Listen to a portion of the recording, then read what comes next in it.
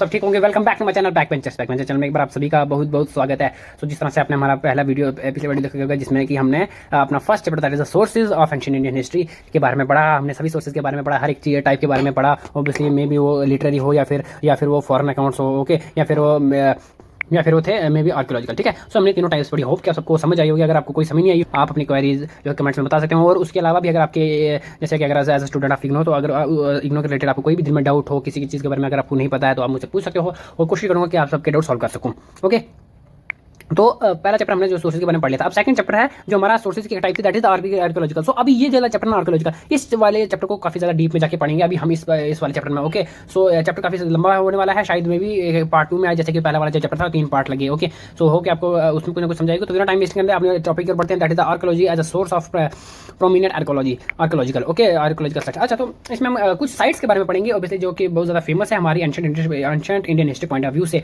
जिसमें कि ऑब्वियसली मेहरगढ़ हड़प्पा वगैरह के बारे में पढ़ेंगे। ओके, किस तरह से उसमें खुदाई की गई, किस तरह से उसमें सोर्सेज, ओके, सो सब कुछ पढ़ने वाले हैं। सबसे पहले एक बार अपना स्ट्रक्चर देख लेते हैं कि हमारा स्ट्रक्चर कैसे कैसे होने वाला है, क्या हमारे टॉपिक्स जो है मेन होने वाले हैं। दैट इज सबसे पहला हमारा टॉपिक होने वाला है archaeology site and what are the mode of. ठीक है, तो उसके बाद सेकंड पढ़ेंगे मेथड्स। ओके, कौन कौन से मेथड्स होते हैं जिनको अप्लाई करके, जिनको हम यूज करके आर्कियोलॉजिकल डिपार्टमेंट उन मेथड को यूज करके किसी चीज जगह के बारे में पता लगा सकता है। ओके, दैट इज वहाँ से मैंने आपको आर्कियोलॉजिकल और एक्सप्लोरेशन और आर्कियोलॉजिकल एक्सक्यूशन, ये दो टाइप्स होती हैं। ये क्वेश्चन है बड़ा इंपॉर्टेंट और ये हमेशा असाइनमेंट्स में तो आता ही आता है, बट पेपर में आता है 10 नंबर का क्वेश्चन। ओके, इन दोनों के बीच डिफरेंस पूछा जाता है। सो गाइस आपको इसमें ध्यान रखना है। उसके बाद हम पढ़ेंगे अपना third topic that is analysing evidence. ठीक है, जिसमें हम डेटिंग मेथड पढ़ेंगे, प्रोडक्शन टेक्निक मेथड पढ़ेंगे, trade and exchange, environmental archaeology, diet and substance. ये इतना ज़्यादा, ये सारे इतने ज़्यादा जरूरी, लेकिन इसमें 2-3 टॉपिक हैं ये जरूरी है जो कि हमारे पेपर में भी पूछे जाते हैं। अब इसमें सबसे बड़ी बात यह है कि ना कि ये आपके लिए सिर्फ history point of view, but ये यहाँ पर कहीं ना कहीं आपका हेल्प करता है इन्वायरमेंटल में भी। जब हम पढ़ते हैं जब हम पढ़ते हैं मिनरल्स के बारे में, किस तरह से उनको खोजा जाता है, कितना टाइम लगता है उनको वगैरह वगैरह, उसमें डेटिंग प्रोसेस आता है कि किस प्रोसेस से उनको निकाला जाता है। ओके, उसके अलावा भी ज्योग्राफी में भी काफ़ी ज़्यादा इंपॉर्टेंट रखता है ये टॉपिक, ये वाला। ठीक है, तो इसको हम ध्यान से पढ़ेंगे। ओके, कितने टाइप के प्रोसेस होते हैं डेटिंग के। सो अपना टॉपिक की ओर बढ़ते हैं, दैट इज हमारा फर्स्ट टॉपिक। सो गाइस थोड़ा सा एक मिनट यहाँ पर इंट्रोडक्शन ले लेते हैं अपने टॉपिक का। That is the history and archaeology both share the same aim, reconstruction of the past. तो यहाँ पर बड़ी अच्छी बात बताई है दैट हिस्ट्री और आर्कियोलॉजी दोनों, ये इन दोनों का सेम एम, सेम मकसद होता है किसी भी पर्टिकुलर सब्जेक्ट के बारे में। दैट इज क्या इनका मकसद होता है, टू रिकंस्ट्रक्ट आवर पास्ट, अपने पास्ट को वापस रिकंस्ट्रक्ट करना। अब रिकंस्ट्रक्ट का मतलब ये नहीं कि बनाना, दैट इज अपने जो हमारा इतिहास है, जो हमारा पास्ट गुजर गया है उसके बारे में बताना है। ऑब्वियसली हम हिस्ट्री पढ़ते हैं तभी हमको अपने इतिहास के बारे में पता लगता है, बट यहाँ पर आर्कियोलॉजी को भी बताया गया कि आर्कियोलॉजी की मदद से भी हमको अपने हिस्ट्री इतिहास के बारे में बहुत ज़्यादा चीज़ें पता लगती हैं। सो ऐसा नहीं है कि सिर्फ अब यहाँ पर थोड़ी सी बेसिक हम यहाँ पर ये कंसेप्ट ये लगा है कि archaeology is not particular subject, right, it is just branch of history. So यहाँ पर मेरे अकॉर्डिंग तो यहाँ पर उन्होंने बताया आर्कियोलॉजी एंड हिस्ट्री, यहाँ पर इन दोनों को जोड़ने की जरूरत नहीं थी, बट फिर भी उन्होंने अपना क्लियरिटी करने के लिए उन्होंने ये बता दिया, right. So history plus archaeology both are the sources or the medium through which we can reconstruct our past. Okay. However, they differ in their sources and methods they are used to construct the past. Unlike history, which uses written sources of data, archaeological studies and the material remains they have been created and used by humans since their appearance. So यहाँ पर history और जो archaeology है वो obviously हम ये मानते हैं कि हिस्ट्री और आर्कियोलॉजी है वो एक बहुत इंपॉर्टेंट सोर्स है हमारी हिस्ट्री को रिकंस्ट्रक्ट करने के लिए, बट जो उनके सोर्सेज है, बट जो उनके मीडियम है वो मीडियम अलग अलग है। ओके, वो मीडियम बिल्कुल भी अलग है। ओके, अच्छा यहाँ पर देखो छोटा सा पार्ट बताया गया, मेनली इसमें डिफरेंस पता होता है, मेनली यहाँ पर बच्चे थोड़े कंफ्यूज होते हैं, बट देखेंगे इसकी human past is broadly divided into 2 parts. Okay, historic and pre historic. So human का जो ह्यूमन के हमारा इतिहास है वो 2 भागों में डिवाइड किया गया है, हिस्टोरिक ऐतिहासिक और प्री हिस्टोरिक। मतलब जब राइटिंग नहीं हुई थी, राइट, जब लिखित में जब लोग लिखना नहीं जानते थे उससे पहले भी हमारी हिस्ट्री रही थी। ठीक है, लेकिन हमको उतना ही पता नहीं जितना लिखा हुआ मिलता है हमको अपने पुराने दस्तावेजों में, बट जब लिखाई पढ़ाई नहीं होती थी, जब जो लोग जैसे होमो सैपियंस से मतलब जब सिर्फ चलना सीखे थे, जब सिर्फ शिकार करते थे वगैरह, उनके बारे में बात करें, उनका भी तो कोई ना कोई इतिहास रहा होगा, वो भी तो कैसे रह रहे होंगे, हमको उनके बारे में भी तो जानना है सिर्फ जब लेकिन जब हम बात करें राइटिंग की तो ऑब्वियसली हमको इंडस वैली सब्जेक्ट टाइम से मिलती है, वो बस जहाँ के दस्तावेज हमको मिले, लेकिन अभी भी स्टिल उनको पढ़ा नहीं जा सका है।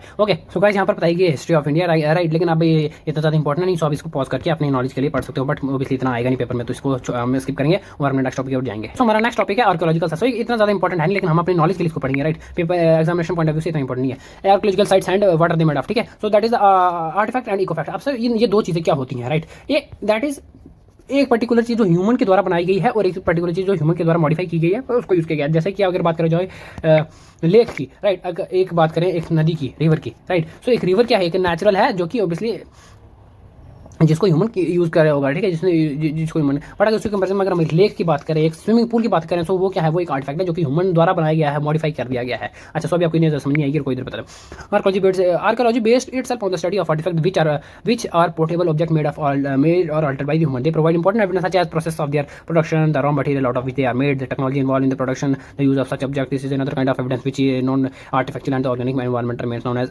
ecofact, which can reveal any aspect of past activity. This include animal bones, remain past. अच्छा, सो यहाँ पर दो चीज़ें बताया गया है, राइट। अगर हम पुरानी चीज़ों की बात करें, तो अगर हमको कोई बर्तन का पीस मिल जाता है, ओके, या फिर कोई भी हमारी एंशिएंट के किसी की बोन वगैरह मिल जाती है, किसी महाराज का मुकुट, किसी का खजाना वगैरह, और भी कोई भी चीज़ ना पुराने ज़माने की अगर हमको मिलती है, तो हम उसको डेटिंग मेथड से पता लगा सकते हैं कि कितना टाइम पुरानी है, किस टाइम की रही होगी, राइट। सो अगर वो तो बात रही उसकी, बट क्या इसको बोलते हैं आर्टिफैक्ट मेथड, ठीक है।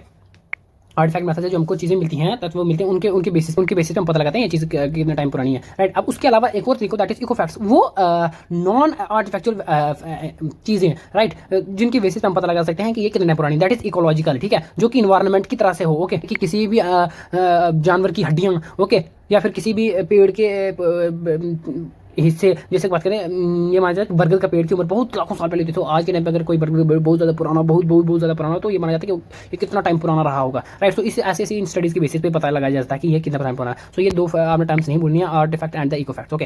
सो यहाँ पर आप देख सकते हो गाइस, किस तरह से एक जगह पे एक साइड पे पर्टिकुलरली काम चल रहा है, इस तरह से डिगिंग की जाती है, ध्यान से एक चीज़ को खोदा जाता है, निकाला जाता है, okay. Now the most important that is the methods. Archaeology के कौन कौन से मेथड्स हैं? ऑब्वियसली इसकी दो ही मेथड्स हैं, दैट इज आर्कोलॉजिकल एक्सप्लोरेशन और आर्कोलॉजिकल एक्सकवेशन। क्या होता है ये दोनों, देखते हैं, ओके गाइस। तो अगर बात करी जाए, अगर आर्कोलॉजिकल एक्सप्लोरेशन की अगर हम बात करते हैं, तो archaeological exploration involves the investigation of archaeological site on the basis of surface remains. तो देखो यहाँ पर कितनी अच्छी बात की है, सर्वे, दैट इज इन्वेस्टिगेशन। सिर्फ आप एक पर्टिकुलर जगह की इन्वेस्टिगेशन कर सकते हो, पर्टिकुलर जगह पे आप गए, आपने देखा उसके आसपास क्या है, जो चीज़ें हैं आपने उनको सिर्फ चेक किया, राइट। डिगिंग, मेन आर्कोलॉजिकल मतलब दैट इज खोद के निकालना, कोई चीज़ धरती के अंदर सामान छुपी मूर्तियाँ वगैरह, उनको खोद के निकाला जाता है, मेन वो होता है आर्कोलॉजिकल एक्सक्लूशन। बट वो अभी हम बात बढ़ेंगे, अभी हम आर्कोलॉजिकल एक्सक्लूशन पढ़ेंगे, एक्सप्लोरेशन पढ़ेंगे। आर्कोलॉजी एक्सप्लोर का मतलब ही होता है, मतलब सिर्फ यहाँ पर देखना, जांचना, ठीक है, सर्वे करना।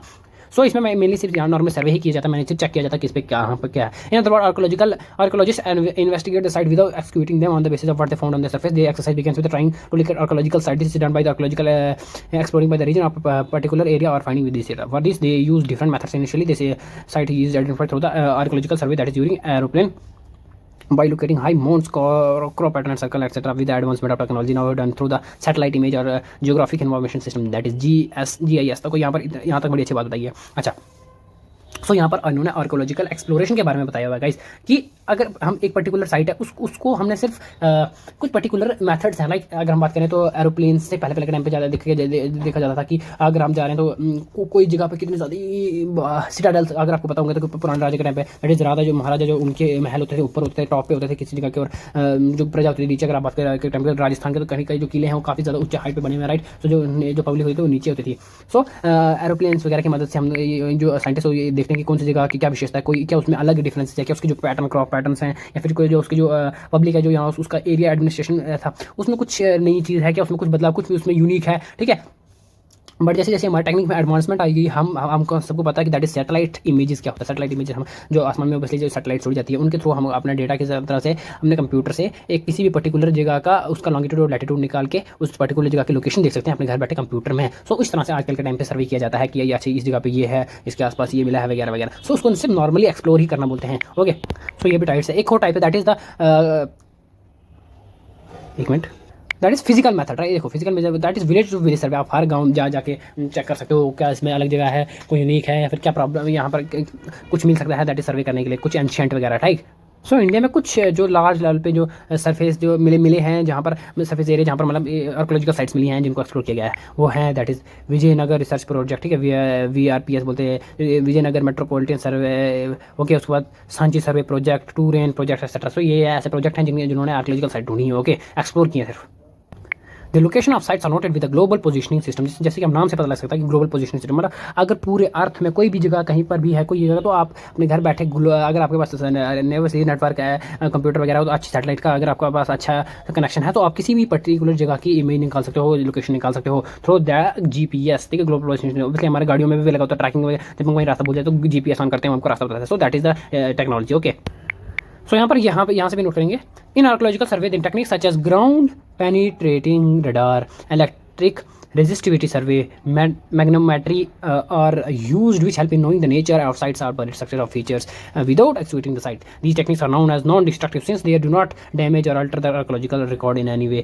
In recent years, light detection and ranging LIDAR method has been very significantly discovered of buried structure. In the method, an aircraft carrying a less scanner over a particular survey area rapidly pulses less laser beams to the ground, it creates accurate picture of the ground according to. अच्छा, so यहाँ पर normally मुझे लगता है ये पता कैसे होगा, जैसे अगर आपने एवेंजर्स मूवी देखी हुई तो जिसमें टोनी स्टार्क जो आयरन मैन है वो उनके पास जो कंप्यूटर आता है वो एक मिनट में ऐसे स्क्रीन लगाते हैं तो बड़ी सारी 4-5 स्क्रीन ऊपर आ जाती है, बिल्कुल ऐसे फिजिकल। आजकल के टाइम में तो 3D इमेज भी आना स्टार्ट हो गई है, राइट, जहाँ पर बंदे 3D काफ़ी सारी मूवीज़ में एक्चुअली अभी मुझे यहाँ पर आदमी आता है, काफ़ी सारी मूवीज़ में 3D इमेजेस लाइव आके दिखाई गई हैं। एक्चुअली आज के टाइम में एक लेजर बीम का यूज़ किया जाता है, राइट। तो यहाँ पर एक पर्टिकुलर इलाका है, इसके ऊपर से अगर कोई एरोप्लेन उड़ेगा, एरोप्लेन उड़ेगा, ठीक है, उसके अंदर लेजर लाइट्स होगी, वो पूरा यहाँ से लेजर लाइट इस एरिया पे पड़ेंगे, उस एरिया को पूरा स्कैन कर देगा, राइट। पूरे इस एरिया को स्कैन करके उसके बाद उस एरिया के हर चप्पे चप्पे की इमेज, चप्पे चप्पे का पॉइंट जो है उस लेजर लाइट में आ जाएगा, और जब उसको कंप्यूटर में डालेंगे तो उस तरह से हेल्प करती है उस टेक्निक। ओके, बट ऑब्वियसली जितना भी आप टेक्निक यूज़ कर लो आर्कियोलॉजिकल एक्सप्लोरेशन, उसमें उसका मेन सिर्फ काम यही है, उसको सिर्फ एक्सप्लोर करना, बट नॉट उस जो वहाँ पर एविडेंस उसको डिस्ट्रॉय नहीं कर सकती है वो उस जगह में।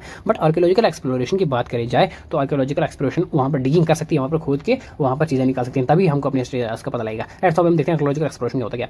Surface exploration provide important result which can help us in answering certain question about the past. However the artefact located from the surface do not belong to their proper context as their appearance on the surface as a result of activity that. अच्छा, तो यहाँ पर ये बताया गया है कि archaeological exploration की बात, एक्चुअली आर्कियोलॉजिकल एक्सप्लोरेशन पढ़ रहे हैं, आर्कियोलॉजिकल एक्सप्लोरेशन की बात यहाँ पर आई है, दैट इज उसका एक डिसएडवांटेज है। हम किसी पर्टिकुलर जगह का ऊपर जो सरफेस है उसी को इंस्पेक्ट करके उसी को सर्वे करके बता सकते हैं कि इस जगह अगर ये चीज़ यहाँ पर मिली तो यहाँ पर ऐसा हुआ होगा। बट उसका डिसएडवांटेज ये है कि क्या पता वो ये अगर कोई पर्टिकुलर चीज़ अगर पहले यहाँ थी, किसी भी एक्टिविटी की किसी इंसान ने आके लग दिया, किसी जानवर की वजह से यहाँ पर डिस्प्लेस हो गया, या फिर किसी कोई और ऐसे नेचुरल फेनोमेना जिसकी वजह से ये चीज़ यहाँ से अगर यहाँ उड़ के आ गई, राइट, एक यहाँ पर पहुँच गई, तो जो आर्कियोलॉजिस्ट साइंटिस्ट उनको तो लगेगा कि ये यहीं का है, ये यहीं पर मिला था। बट द थिंग इज़ कि एक्चुअली मेन ये यहाँ पर है, बट ये उसका डिसएडवांटेज है आर्कियोलॉजिकल एक्सप्लोरेशन। रुको मैं आपको एक एग्जाम्पल बताता हूँ। ओके, लेट कर लो अभी यहाँ पर एक कुआं है, ठीक है, इसमें बहुत ज़्यादा पानी भरा हुआ है, ठीक है, एक तालाब है। अब इस तालाब में कहीं से आके एक कहीं से आके एक पत्ता गिर गया, या फिर कहीं से आके कुछ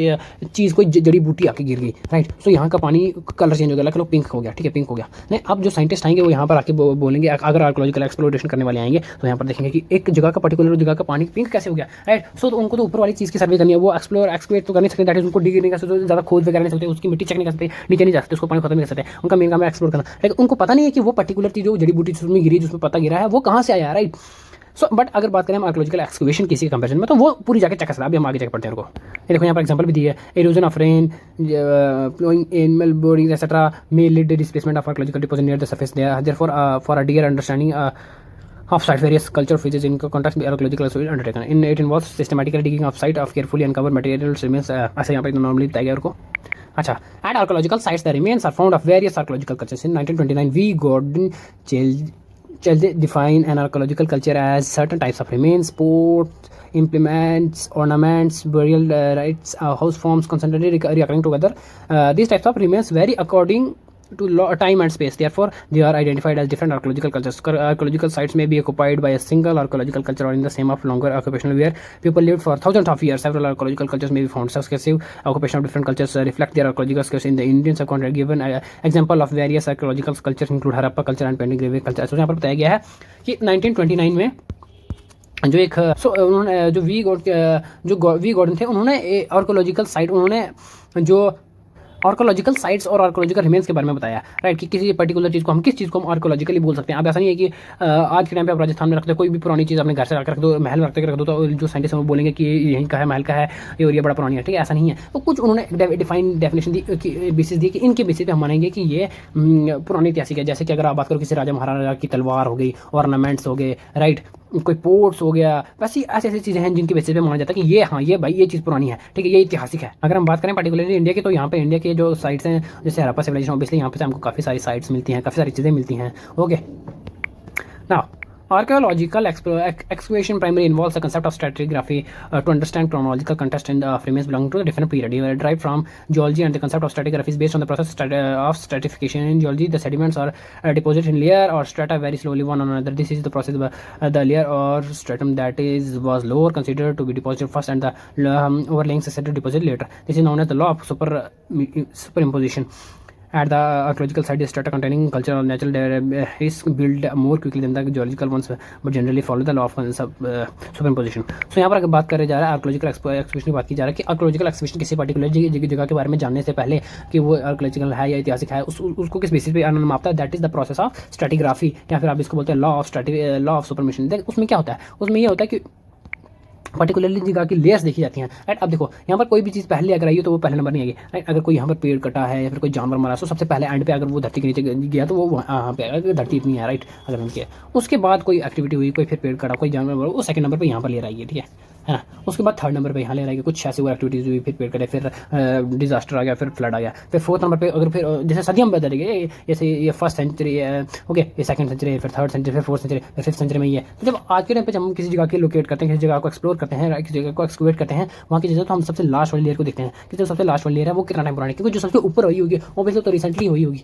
ऑब्वियसली वो तो नहीं अभी जैसे कुछ चीज़ कट गई, कोई पेड़ मर गया, कोई जानवर मर गया, तो अभी बिल्कुल सबसे रिसेंट में नीचे ही होगा, बट सबसे नीचे मिली होगी सबसे लास्ट पे, दैट इज द सबसे फर्स्ट, ओके। सो किस उसका टाइम पीरियड कितना है, उसका कितने पुरानी, सो वहाँ से उसको पता लगता है, उसके बारे में पता लगता है।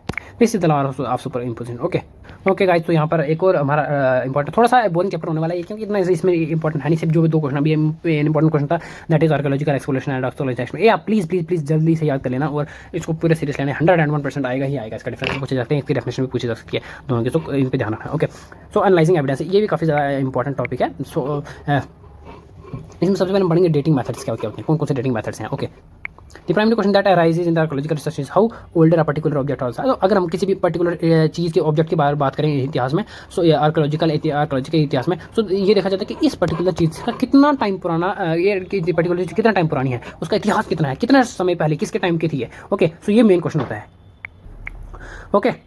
Through traditional methods such as typology, stratigraphic sequences or stylistic analysis, broad conclusion can be drawn about the chronology. This is known as relative dating। अच्छा, so अगर हम बात करें किसी भी पर्टिकुलर चीज़ के बारे में तो हमको कैसे पता लगता है उस दैट इज एक चीज़ है क्रोनोलॉजी, ठीक है।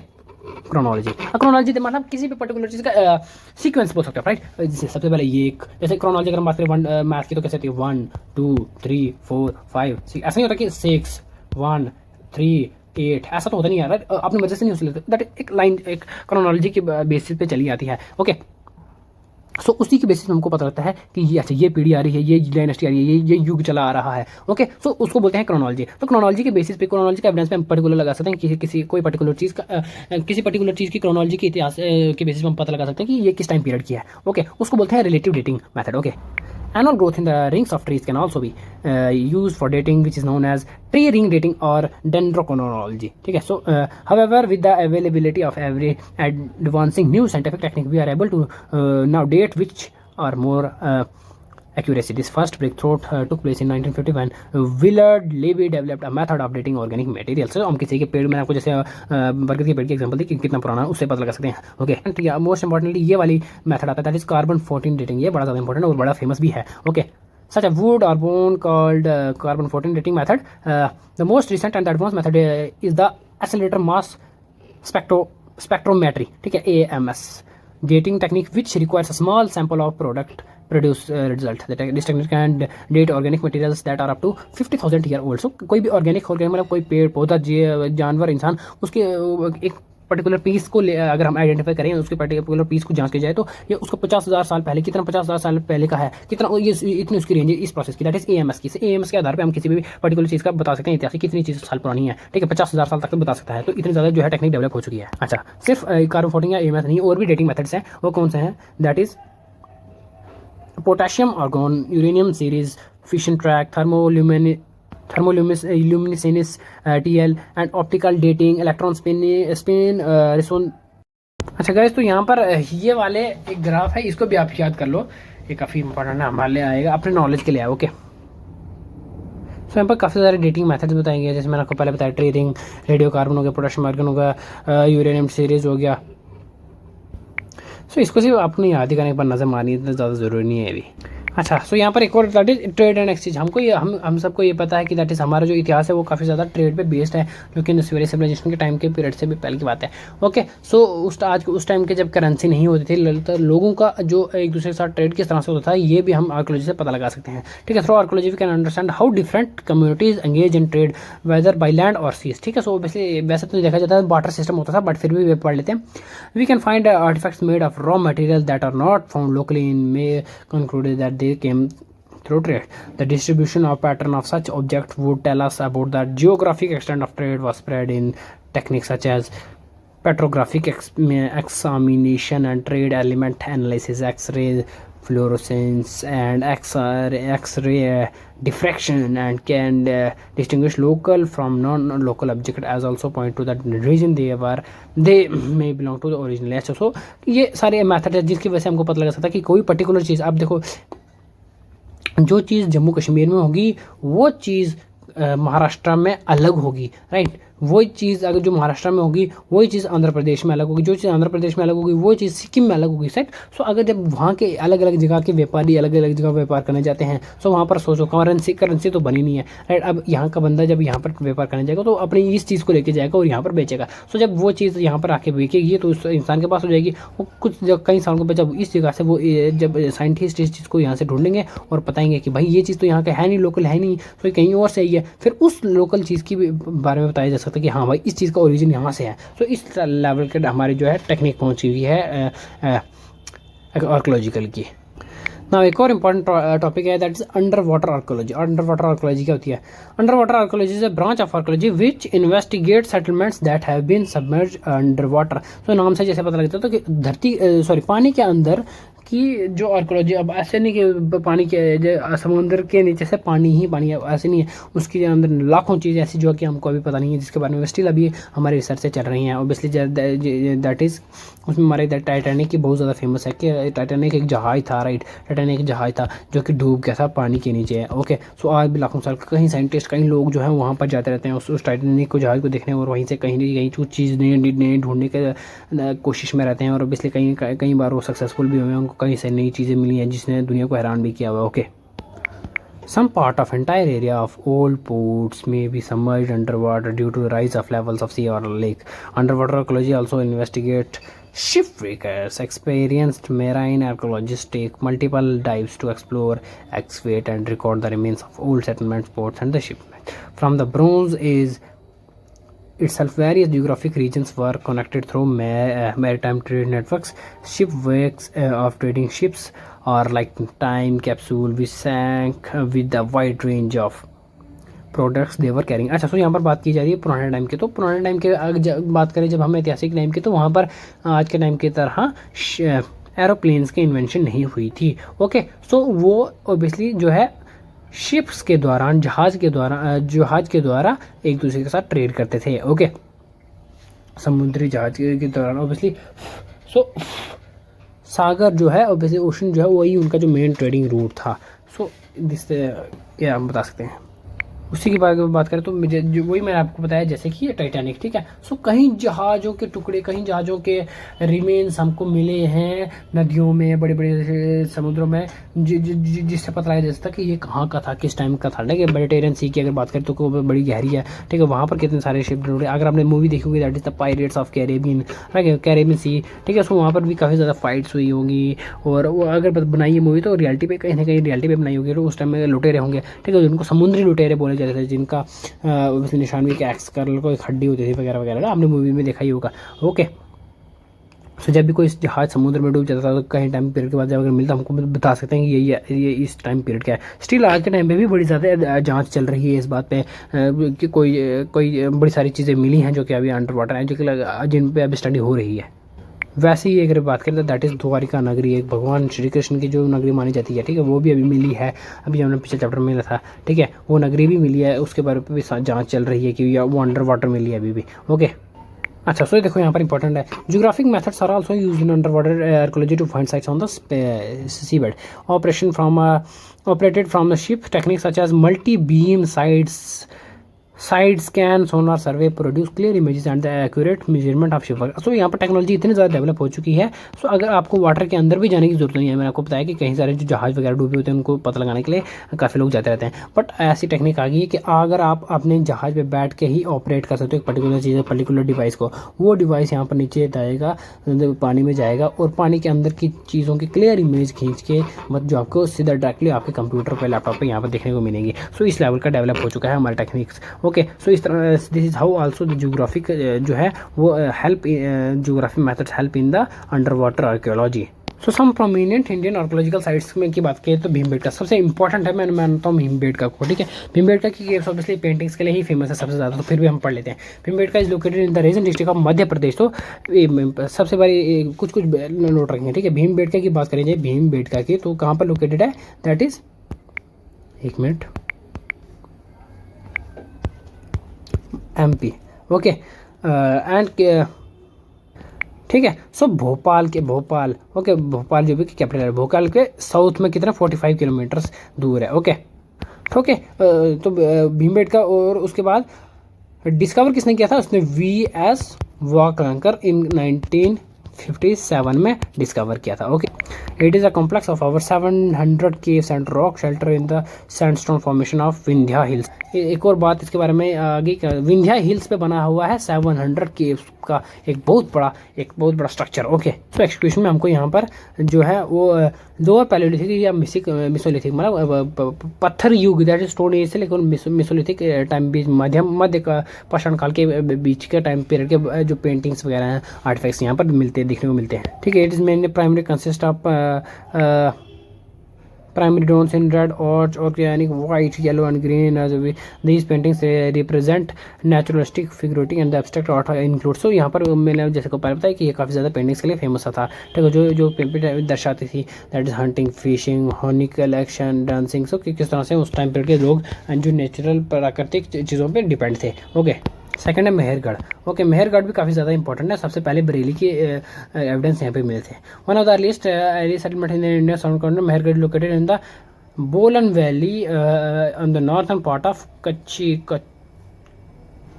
प्लेनिचर बलूचिस्तान प्रेजेंट पाकिस्तान। सो अगर अभी इंडिया की बात क्यों यहाँ पर बताई गई है, इंडियन सब कॉन्टिनेंट, दैट इज ये पुराने इंडिया स्टोन एज के टाइम की बात कर रहा है। जो आज के टाइम का इंडिया है उसमें पुराना पहले का बलूचिस्तान, अफगानिस्तान, पाकिस्तान वगैरह भी आते थे। सो आज के टाइम पे प्रेजेंट डे में मेहरगढ़ कहाँ पर है, प्रेजेंट डे में मेहरगढ़ जो है ये पाकिस्तान में पड़ता है। Okay, people lived in the houses of small rectangular rooms made of handmade mud bricks. Among stone tools, Neolithic grounds or polished axes were found, although the blades based microliths were abundant. Grinding stones, some bones tools such as awl needles such were also found। so यहाँ पर की मतलब लोगों के छोटे छोटे घर rectangle shape में। ओके, यहाँ पे जो स्टोन एक्स मतलब जो उनके पत्थरी हथियार थे वो मिले। ओके, तो जिनके बेसिस पे उनके बारे में जाना जा सकता है। सो ये एक साइट है, देख लो, ये भी बताई गई है। And the next is most famous, that is Harappa. Okay, Harappa located obviously Punjab के, लेकिन आज के टाइम पे प्रेजेंटली पाकिस्तान के पंजाब वाले में एरिया में है। It was the first site of Harappan civilization that is excavated in 1920। So काफ़ी ज़्यादा यहाँ पे भी कॉन्ट्रोवर्शियल, कहीं 1920 कहीं पे 1921 बताया गया है बस, ठीक है। सो अगर आपको जो ऑप्शन में दिया है आप उसको चुन सकते हैं, ठीक है। सो अगर हड़प्पा सिविलाइजेशन की बात करी जाए तो हड़प्पा सिविलाइजेशन में पूरी सबसे पहली साइट ही हड़प्पा मिली थी। हड़प्पा सिविलाइजेशन ही एक्चुअली है इंडस वैली सिविलाइजेशन। अब इंडस वैली सिविलाइजेशन इसलिए क्योंकि यहाँ पर इंडस नदी बहती थी और इंडस नदी के इस साइड जो भी इलाका था उस सभी को इंडस वैली बोलते थे, तो इंडस वैली सिविलाइजेशन इस हिसाब से ना पड़ा। बट इंडस वैली सिविलाइजेशन की जब हम बात करें तो वहाँ पर सबसे पहली साइट ही हड़प्पा मिली थी, इसलिए मैं भी इसको हड़प्पा सिविलाइजेशन भी बोला जाता है। ओके, सो 1920 में या फिर आप बोल सकते हो 1921 में इसका खोदा गया था। Okay, the size of site is about 150 acres, ठीक है। 100 हेक्टर्स से 150 एकड़ की इसकी ज़मीन है located in the bank of, किसकी नदी के किनारे, रावी नदी के किनारे। ये सारे जो क्वेश्चन बता रहा हूँ इस टाइम ये मल्टीपल में आते हैं। ओके, मटा फ्रोजन 10 kilometre away among several mounds for upper the turtle mound is located on the higher area and the lower mounds are lower town in the southern east. So यहाँ पर बताया गया ऑब्वियसली, देखो यहाँ पर सिटाडल होता है। मैंने आपको पहले बताया था कि राजा महाराजा लोग जो एक पर्टिकुलर जगह के, सो राजा महाराजा पर्टिकुलर जगह के टॉप पे रहते थे, ठीक है। इसको सिटाडल बोलते थे। जो लोग प्रजा होती है वो नीचे यहाँ पर रहती थी। ओके, लेकिन हड़प्पा में और भी बड़ी सारी चीज़ मिली, दैट इज़ अ ग्रेनरी मिली 18 में। ओके, उसके बाद हमको यहाँ पर सीमेंट्री 30H एंड R37 भी मिलती है देखने को। पर्टिकुलरली हड़प्पा की बात करें तो यहाँ पर 2 सीमेंट्री देखने को मिलती है, ठीक है, symmetry H and R37। And next is Mohenjodaro, जो कि ओबियसली मोहनजोदड़ो भी बहुत ज़्यादा फेमस है। ओके, सो मोहनजोदड़ो पे मूवी भी बनाई गई है दैट बाई ऋतिक रोशन की, ठीक है, वो काफ़ी अच्छी है, वो अभी आप देख सकते हो। The largest site of Harappan civilisation, अगर बात करी जाए मोहनजोदड़ो की, तो मोहनजोदड़ो सबसे लार्जेस्ट साइट है हड़प्पन सिविलाइजेशन की। ओके, अच्छा, लोकेट कहाँ पर है? लोकेट है ये यार सिंध में, सिंध में। ओके, सिंध में, जो कि पाकिस्तान में है। ओके, इंडस नदी के 5 किलोमीटर पास, ओके, दूर।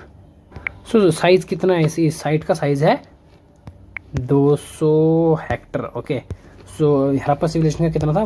150 हेक्टर।